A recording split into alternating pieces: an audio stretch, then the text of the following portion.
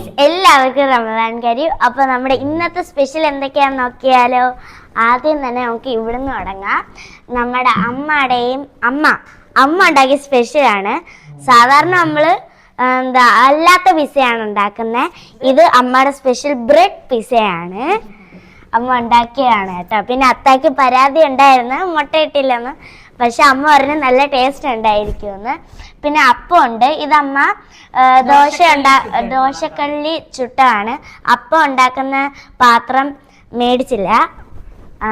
പിന്നെ അടുത്തത് cheese balls ആണ്. ഇതിൽ ഏതാണ്ട് ഈ വലിയതായിട്ട് തോന്നുന്നതല്ല, നമ്മൾ എയർ ഫ്രൈയിൽ വെച്ച് ആക്കിയതാണ്. പിന്നെ ഇതെല്ലാം നമ്മൾ പൊരിച്ചെടുത്തതാണ് കേട്ടോ. പിന്നെ ഈ വട്ടം നമ്മൾ ചീസ് ബോൾസ് ഉണ്ടാക്കുന്ന മുസറല്ല ചീസ് വെച്ചിട്ടാണ് കേട്ടോ. അപ്പം പറഞ്ഞു.